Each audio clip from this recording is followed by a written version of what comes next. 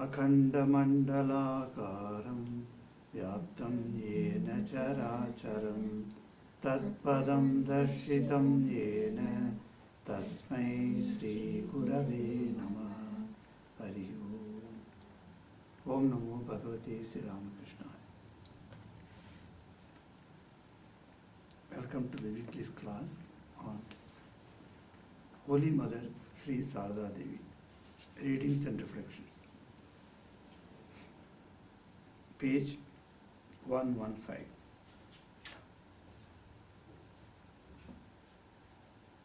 It was not easy to recognize the mother. Behind her rural simplicity, lack of modern culture, and absence of pelf and power, Sri Ramakrishna himself knew that the modern world, rolling in wealth and steeped in enjoyment, could not easily appreciate a character that was made up of the purest material and had nothing of the flash and flourish which appeal to a modern mind. And hence, he spoke about the mother in fun. She is a cat under ashes. As the true color of a cat, covered with ashes, escapes the notice of a careless observer, so also does the true stature of the Holy Mother elude the ken of ordinary men. Swami Premananda wrote about her in a letter. Who has understood the Holy Mother? There is not a trace of grandeur. The Master had at least his power of Vidya, knowledge, manifested. But the Mother, her perfection of knowledge is hidden. What a mighty power is this! Glory to the Mother. A person that we can't assimilate, we pass on to the Mother. She draws everyone to her lap. An infinite power, an incomparable grace. Glory to the Mother. With how much caution and what testing he accepted anyone. And here, what do you see?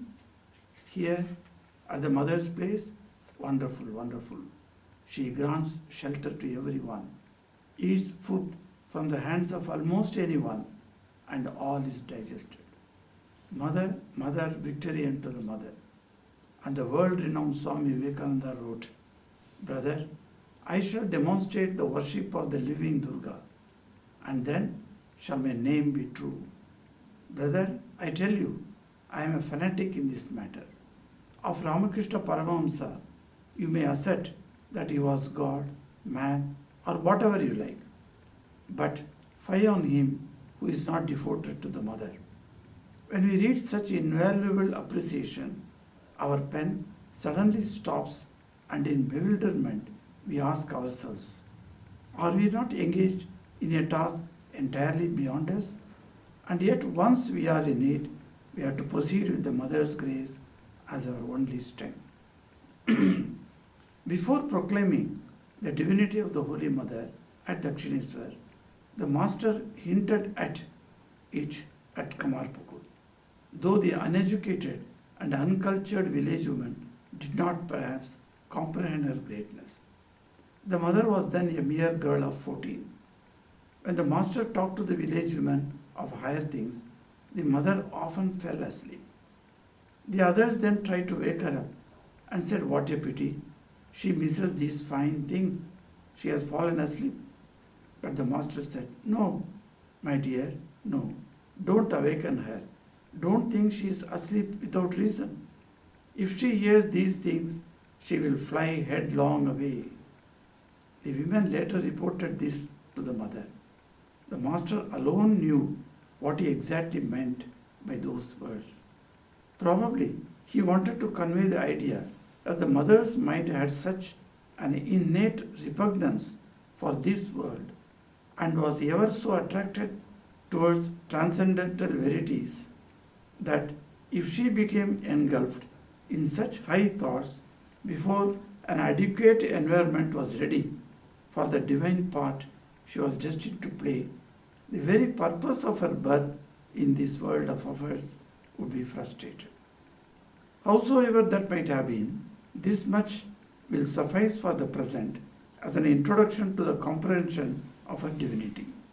As we proceed further, In the delineation of this unique personality, we shall find that though her character evolved wonderfully amidst strange surroundings, it reached perfection in one particular field.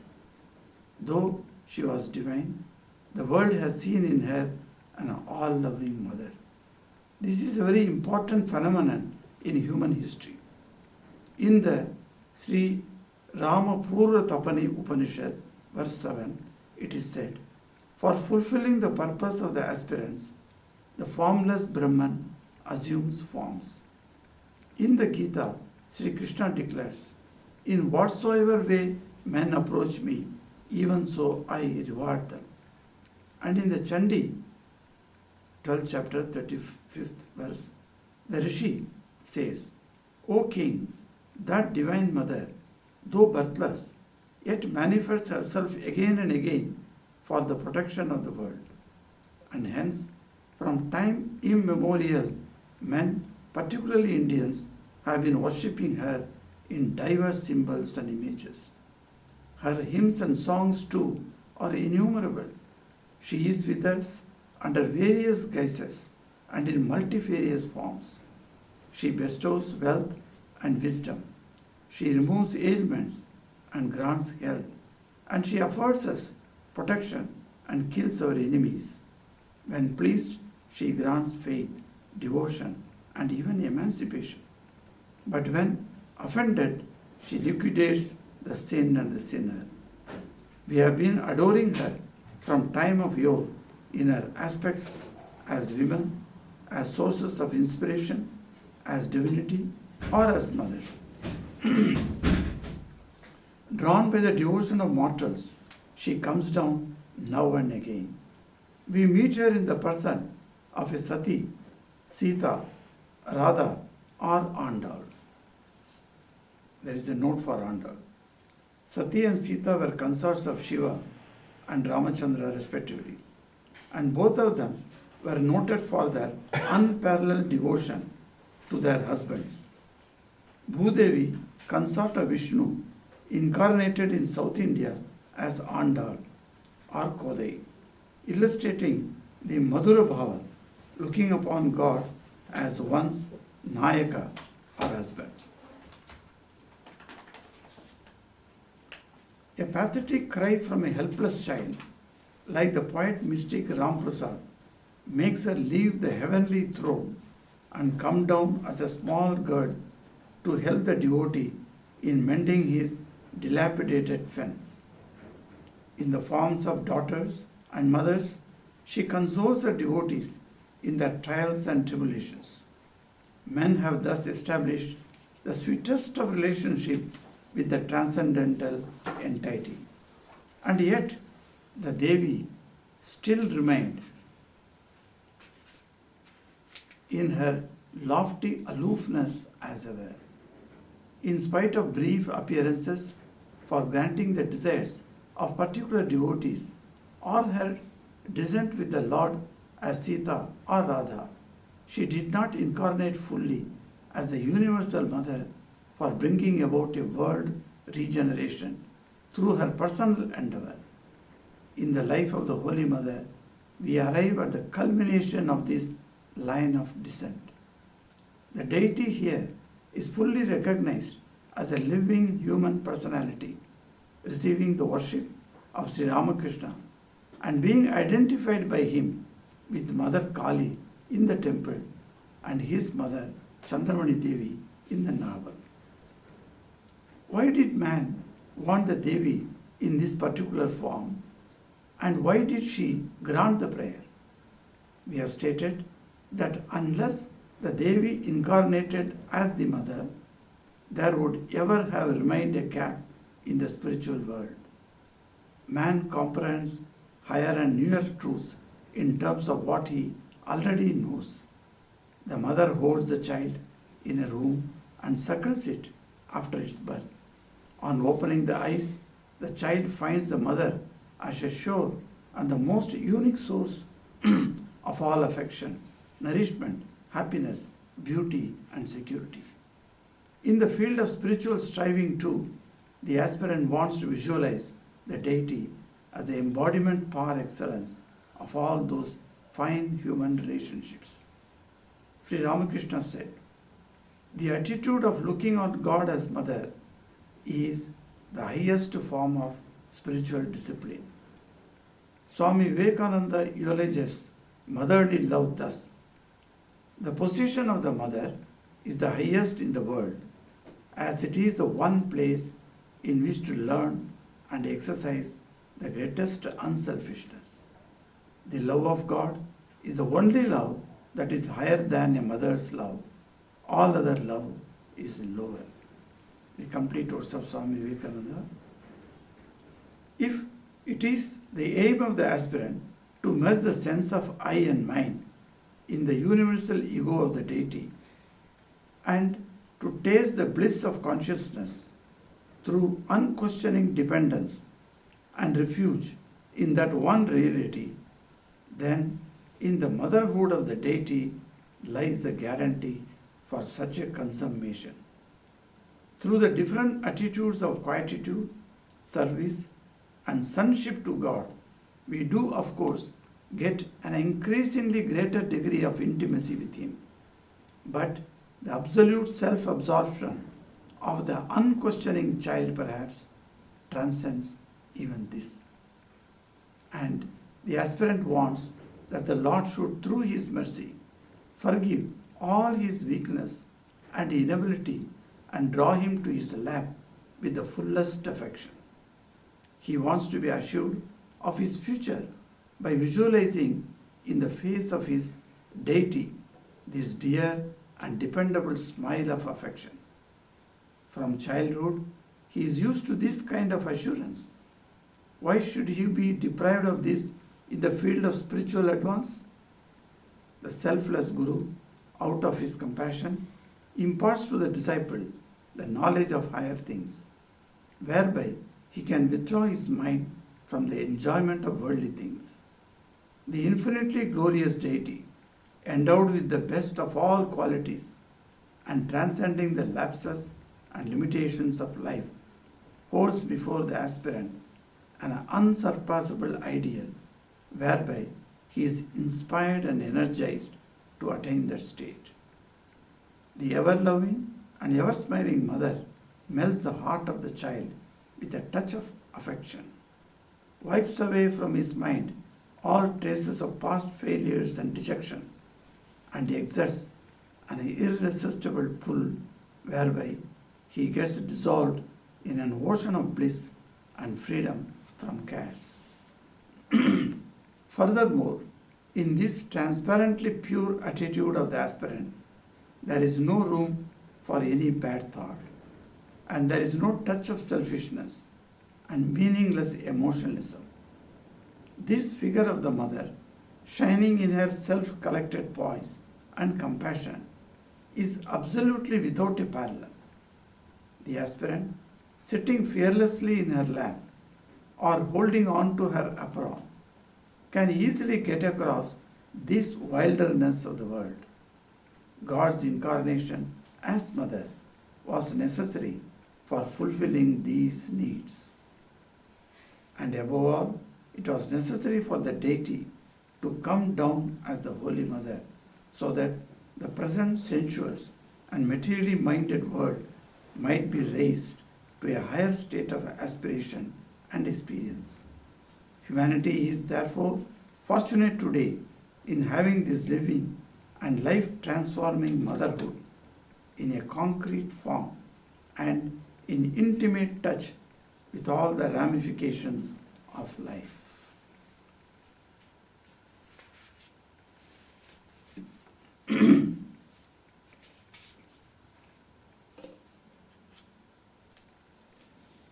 So we are studying the book, The Holy Mother, Sri Sarada Devi, written by Swami Gambhiranand. The passage that we studied today, or read today, is quite interesting and baffling also. Because Swami Gambhiranand did not go into any life's incidents in these passages. Rather, he has brought out sort of introduction for the birth of the Holy Mother. Why at all a deity which is worshipped as Divine Mother has come into this world in this form at this time? So this is what he's trying to tell us by bringing out 3 points. It's a very wonderful passage. So he says, the master, it was not necessary for the mother to wait for a long time to declare her divinity. Of course, when she had her aging and when she became a guru of millions of people, and then she started counseling, consoling, and meeting people, and there are many who did not take initiation from her, but considered her as her or his guru. That type of people also were in thousands.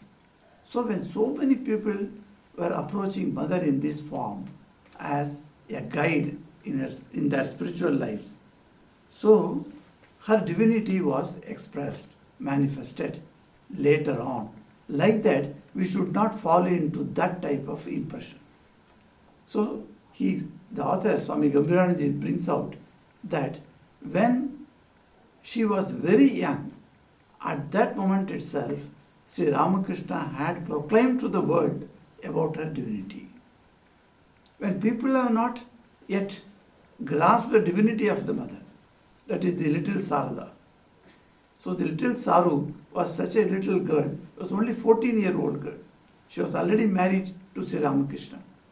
And in Kamarpukur, when Sri Ramakrishna used to go, when Mother used to come from Jairambati, so they used to stay in the same house, that is Ramakrishna's house.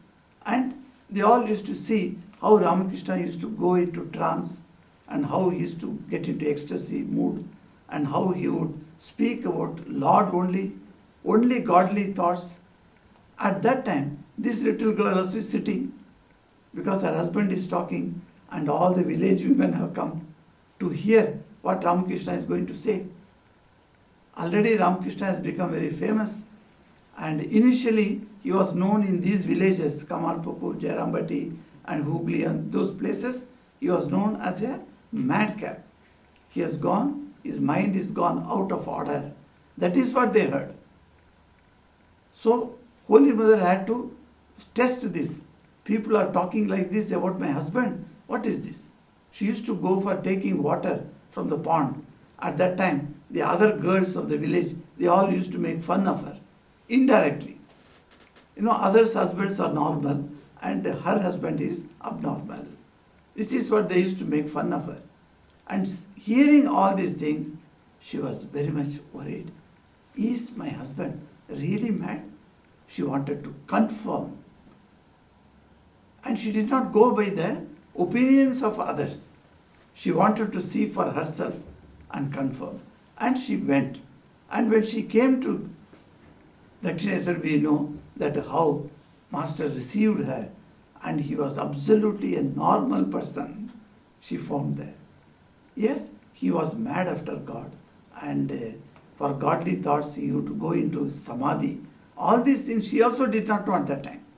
But slowly, Master encouraged her to learn, and he taught her one by one, step by step, the spiritual practices. And she started doing all these things. And later, the knowledge dawned on her. The knowledge comes like that. When you start practicing spiritual habits, and then you find suddenly one day the knowledge has come to you. The knowledge does not come bit by bit, as they say. It just comes. How it comes? Swami Vivekananda says, take a room which is dark for 1,000 years. It is locked. So a man opens the key. With the key he opens, and then he enters the room. Pitch dark. Collected for 1,000 years. But he strikes a matchstick. The moment the fire comes from the matchstick, what happens to the darkness? So Swamiji asks a question there. Does the darkness go slowly, taking 1,000 years? or the brightness, or the jyoti, that spark has created the light and the darkness has vanished in a moment. Likewise, our ignorance, our maya, the sense of maya, and our ignorance, avidya, these things Vedanta says, they disappear the moment knowledge comes. Never. So Vedanta gives a beautiful example of how a person walking in the dusk time, that is the evening time, the sun is just going down, and then it's all very less light is there, and there is a rope lying on the road, and you are walking there, and then suddenly you see that, and immediately you feel there is a snake. So you stop. So when you felt there was a snake, you got fear, your heart started palpitating, and you do not know whether I should proceed or not. Because if you proceed, the snake may come and bite me. It may be a fatal. So let me stand there and look at the snake. So I am looking at the snake for some time. And slowly I get the feeling that is it a real snake or what? It appears to be a snake, okay. But then when I go near and take the torch and throw it light on that, then I found it is a rope, but it looked like a snake. So when it appeared to me as a snake, I had the palpitation, I had the fear, I stopped my walking, all these reactions happened within me. But then the moment I learnt that it is a rope only, and I took it in my hand and saw it was a rope, then what happened? This ignorance, this avidya, does it go slowly and slowly? No. Immediately in a flash, the avidya is gone. The ignorance is gone. So the knowledge has come on you. So in the same way, mother also had, by her dint of practice of spiritual habits, she one day knowledge dawned on her. And it must dawn on her because she has come to give knowledge. She is Jnana Pradayini. She has to give the knowledge to everyone. So the knowledge must be there. People used to wonder when she used to give instructions to the monks, very highly educated monks like Nikhilananji. All these Swamis were there and they used to come to mother and mother used to speak to them. And for their spiritual problems, and mother used to give solutions. Think of this, that how an unlettered lady who could only read the alphabets of the language, nothing more than that, and that lady in later years, she could guide the monks of the Ramakrishna order who were very, very knowledgeable and well-read, studied well, and such type of highly qualified monks were there. And to them, mother was the guide. So when you see that in the spiritual knowledge that she was giving, it came to her, and we should not understand by this that mother had become a guru much later.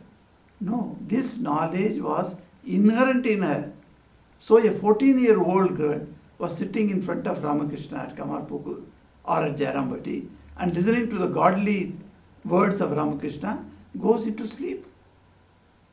Sometimes you find if the talk is not very interesting, the children will go to sleep. Not only children, even elders go to sleep. Yes.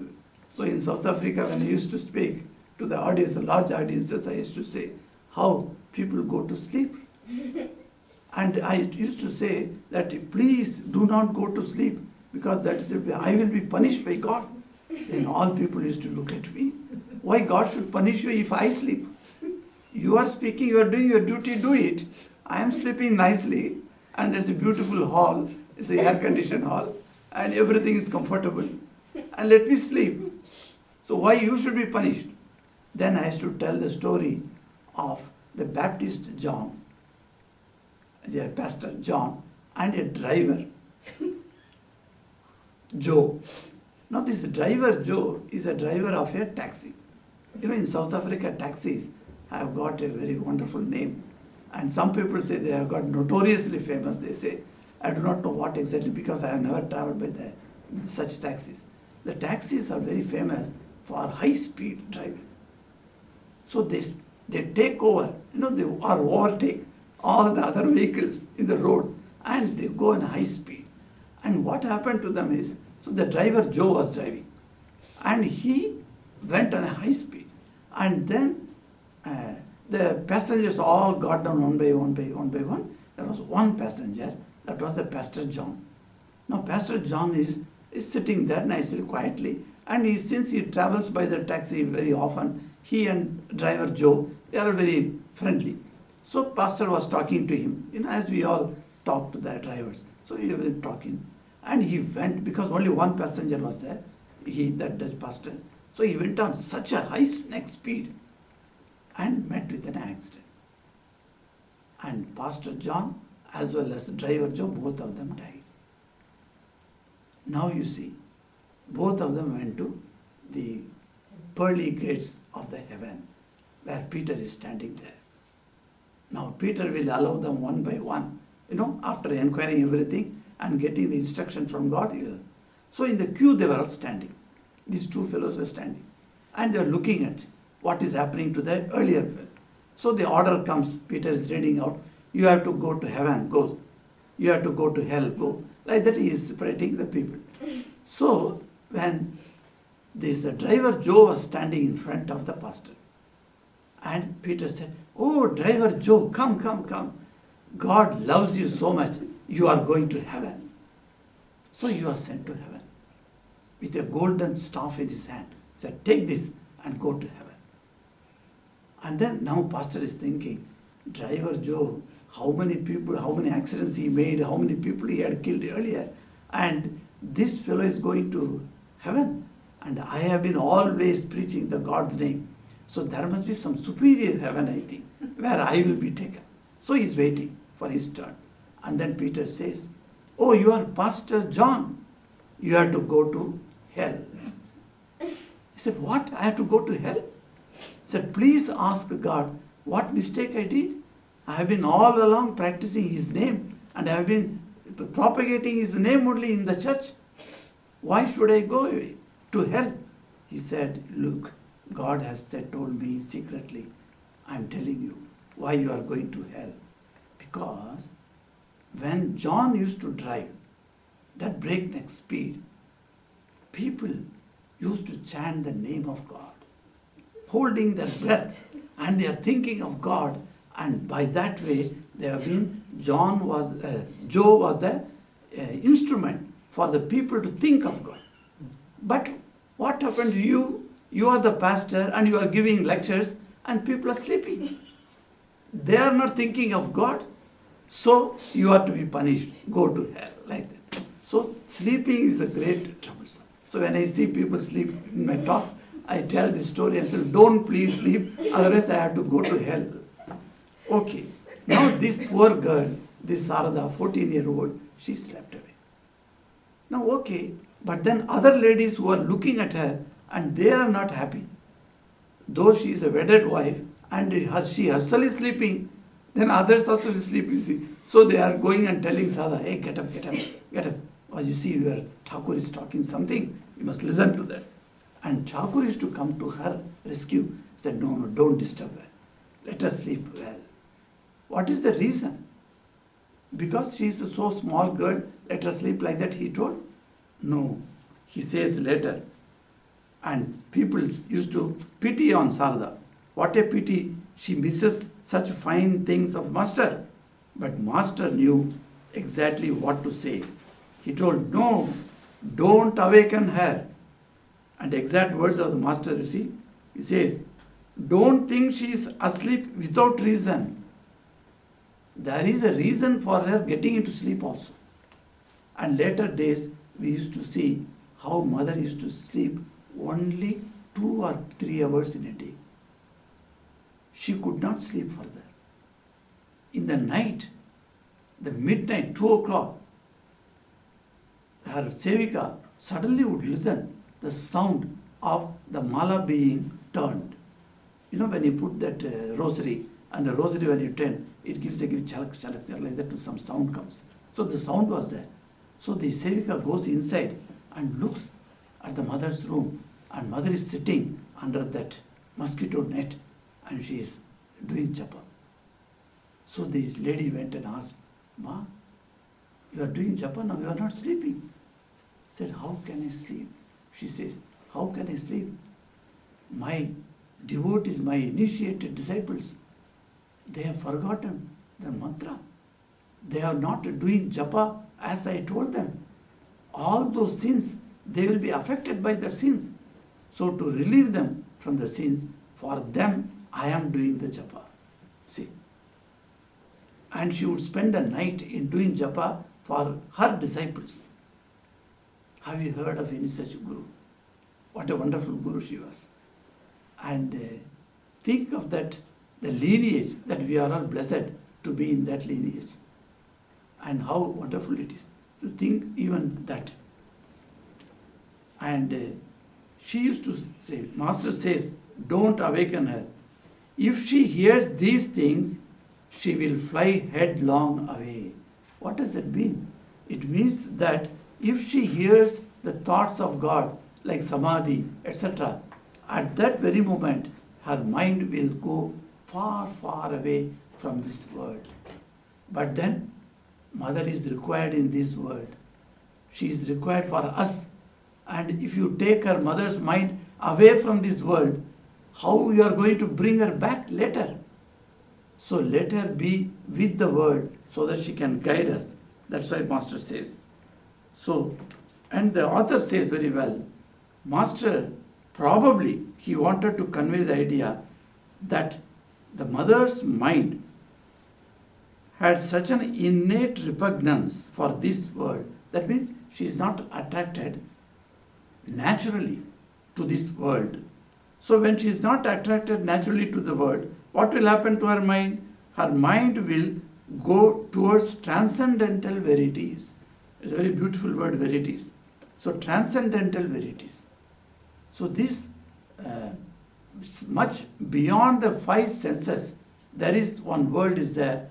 There her mind will go, and then it may be established there. Then what will happen? She will be lost for us, for the common people. So the world needed her. That's why the very purpose of her birth in this world was necessary. So he says. And second point he touches here, that these previously also the Divine Mother has taken the form of Sati, has taken the form of Sita, form of Radha, etc., etc. The other names are given. And he quotes from the one Sri Rama Purva Tapani Upanishad.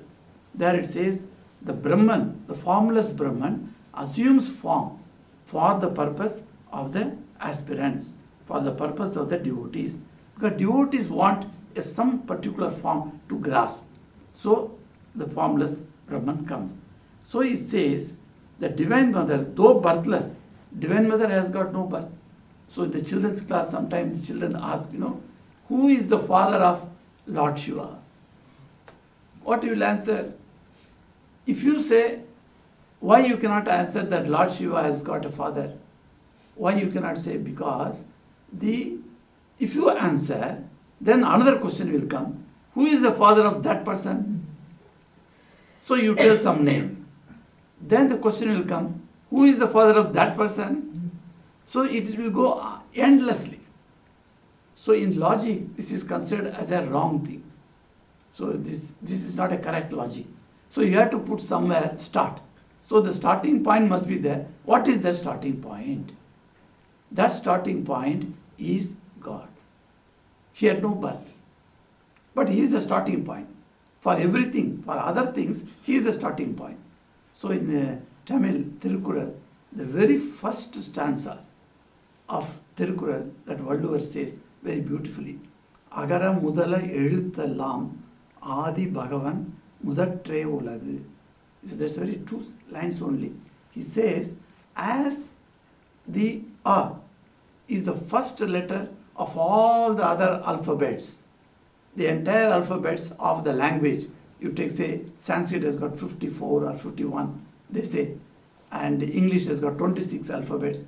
Like that every language has got some number of alphabets are there. In all these alphabets, the first letter is always A or A, as we say in English.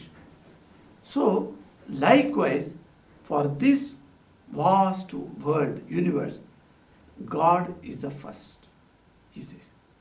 That's why in some of the traditional, in Hinduism, you find some of the traditions our parents used to teach us, in a blank paper, you are going to write. Before writing, put something, some sign of God. Some people write in a Om, some people will write in Tamil U like that, and then some people will write, that's called Ganesha. It is remembering Ganesha, so you put a round like that. And some people write Sri Rama Jayam and then starts. A blank paper cannot be started without putting some sign. Some religious sign must be written. So if somebody gives me a pen, suppose I want to test the pen on a paper, I don't just put some scratches like that. I always write Om, because that is a nice thing. You can, whether you put a simple line or a curve, and you can put Om, and your mind also is connected to the Om, you see. So I test like that with putting Om. So that is the tradition, that any paper you have to start with that. So the God is the first. So God has got no previous or somebody to bring God out. Because from God only everything comes out. So how can something can bring God out? So God is the first. So that is how they established by logic. So though birthless, the Divine Mother, she manifests herself again and again for the protection of the world. Now, she has manifested in different forms in the earlier past. Okay. But now, what is the necessary for Mother Sarada to come? He says, the second point, that she has come to signify the motherliness. We may have had many forms in the past, but the relationship between the devotee and the deity has to be on a new footing now. So this motherliness, and for that a person has to come in flesh and blood and stay with us, move around us, and then go and talk to us and do all sorts of things as any other human as we are doing. So if she is a very top level, in a highly divine, and she is unable to be in our level, then we will not be able to grasp her. So as I said in one of the classes, the teacher has to come down to the student's level and teach. Then only the students can grasp it. So in the same way, the God has to come. So that is called avataran. Avataran means coming, stepping down, coming down. Like that it says. So Tulsidas says, that when God is, I am standing in, say, 100 steps are there to reach a level. 100 steps, some are standing in 5th step, some are standing in 10th step, some have gone up to 60 steps. Like that, there are many steps are there, many people are standing. But there are people who have got knee pain. They cannot go on the steps, and they are all standing down below and looking at the 100 steps. Such a long journey. I have to go slowly, one by one. When I will reach? Like that, they are worried. At that time, God says, don't worry. You stay wherever you are. I shall come down by coming down the steps. This is called avataran. So we call the name is, the noun is avatar. So avatar means one who comes down to take you up. It's not merely coming down, meeting me, handshaking me. Of course, nowadays no handshake, all namaste only, because of the virus. But then, no handshaking. He comes and he takes me and up, and he takes it to that 100th step. So that for that also he says that Mother has to come. This transcendental identity or entity, he says, man has to establish the sweetest of relationship. That's why, though she is under grand state of highest spiritual evolution, still she has to come nowadays for the sake of us, for a world regeneration. through her personal endeavor. So here is somewhat, it says the mother is the life of the Holy Mother. We arrive at the culmination of this line of descent, this avatara principle. He says we have come to the culmination in the Holy Mother. The deity here is not a deity to be worshipped in the temple. The deity here is not someone to be feared. The deity here is what? Is fully recognized as a living human personality. A living human personality. And Ramakrishna himself had worshipped, which in the previous Divine Mother's manifestations of different forms in the previous time, no such thing has happened. So here, the first time in the religious history of India, it is said that first time it is shown that how Sri Ramakrishna, being the wedded husband, worshipped his own wife as the Divine Mother Kali. This is something unheard of so far. And he says, he identifies Mother Sarada not only as his Ishtadevata, but along with that, with his own biological mother also. He says, yes, with the Chandramani Devi in the Nabad. And then the third point he says, now we have done lots of mistakes in our life. We have done lots of sins, whether we knew it or we did not know it. And knowing or unknowingly, we have done many, many bad things, as we have done many good things in the world. So, in the previous birth also we have done such things. So, all those the effects are coming in this birth, and we are, where we shall we turn when such hardships come to us, such sufferings comes to us because of our own actions in the past. Where do we turn?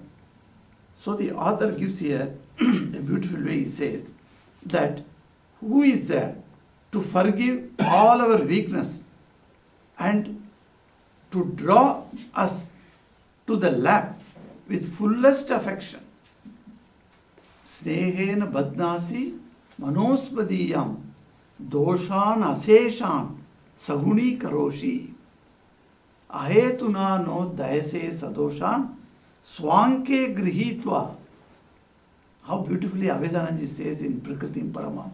This particular verse, is a very beautiful verse, most beautiful verse of the entire wonderful verse. I love this verse because he says how many mistakes we have done in the past, how many sins we have done in the past births, we do not know. And where all they are going to pounce upon us, we do not know in our lives. But then, who is there to protect us when the tigers pounce upon us? And Abhedananji says, here is Holy Mother. What she does? Swanke grihitva. He says, she will take you, grasp you, and put you on her lap. Swanke meaning in her own body. On her lap she will keep you seated. And what she does? She is going to bind you. Snehena badnasi manospadiyam. So with the mind, she is going to bind you with a sneha. Sneha means affection. There is another meaning for sneha. Sneha means ghee. The clarified butter is called. That is also sneha in Sanskrit. So ghee also is like that, no? If any drops falls there, it is very sticky. It touches you.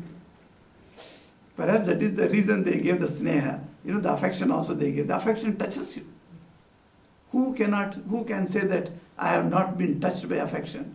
There are some boys who came to Sri Ramakrishna. They didn't like Sri Ramakrishna's behavior like Naren. He thought he is a madman. As people are talking him as a madman, really he is mad. I have seen him. Like that he felt. But then when Ramakrishna once stopped looking at him, not only not talk to him, he stopped looking at him. 2 months went on. And then one day Ramakrishna asked Naren, why are you coming? I am not talking to you, I am not looking at you. I said, whether you talk to me or not, whether you look at me or not, I don't care. I come here attracted by your love. That is what Narayan says. So, if the love can attract, that is called sneha. Snehena badnasi, she is binding you by the love. Manosmadiyam. And then what type of man I am?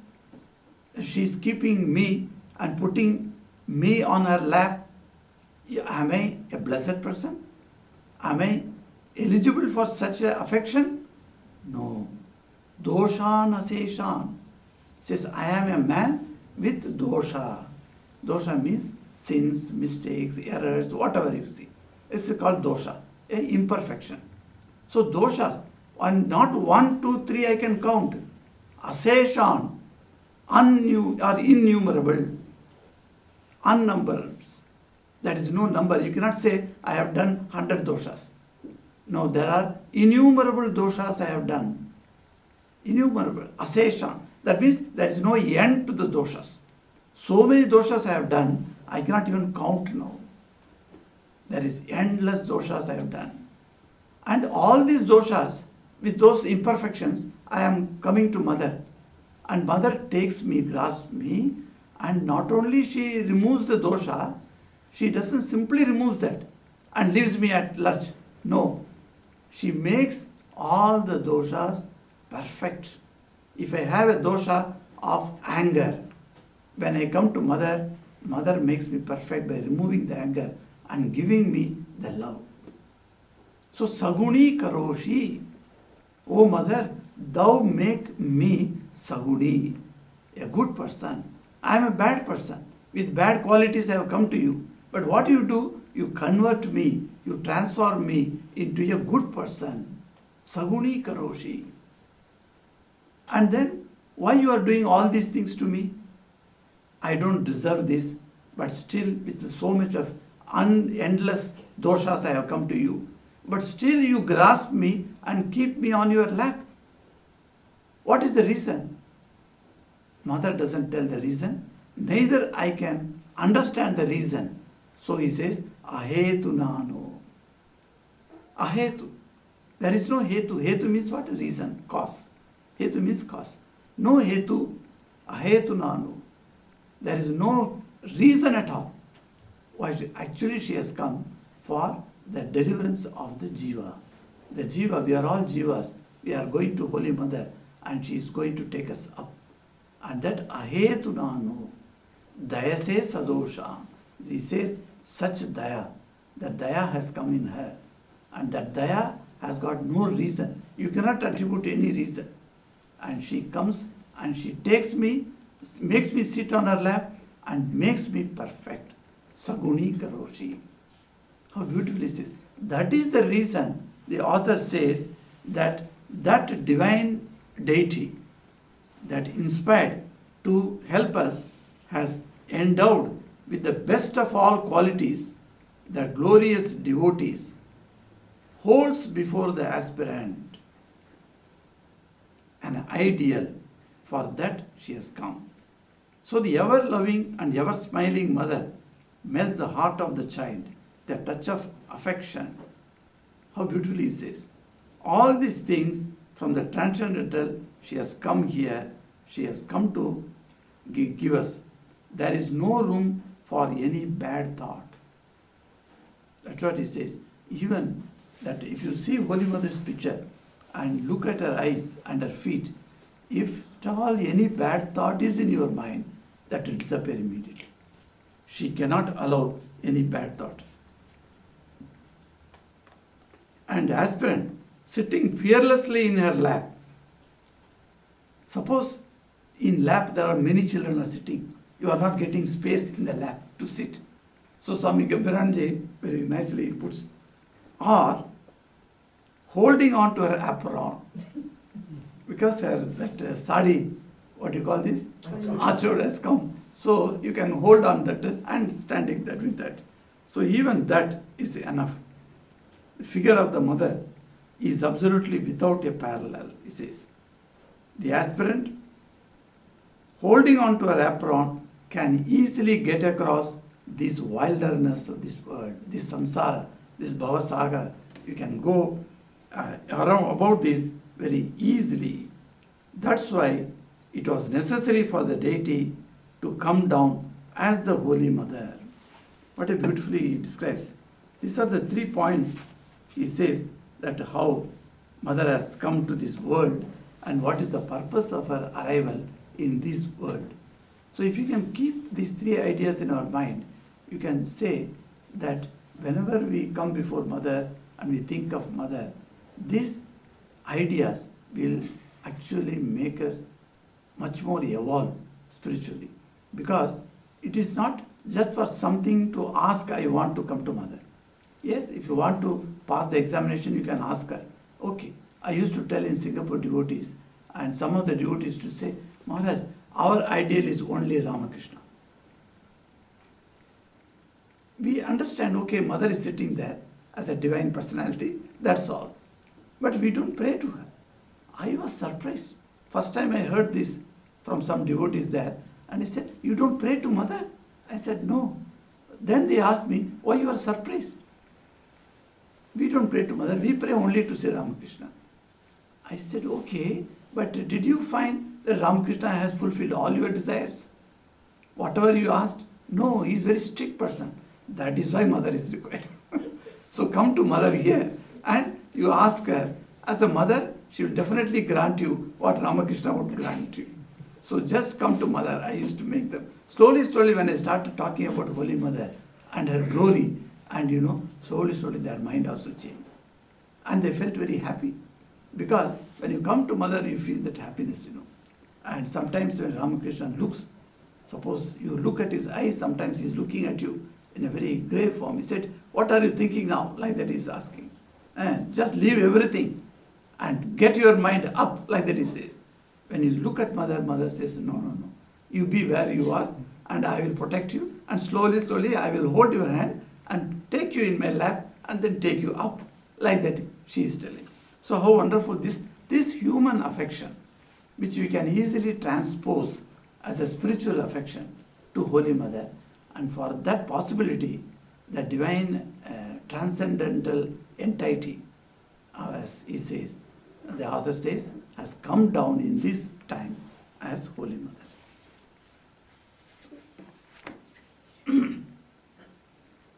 Om Kripam Kuru Mahadevi Suteshu Pranateshu Cha Charanasraya Danena Kripamayi Namostute.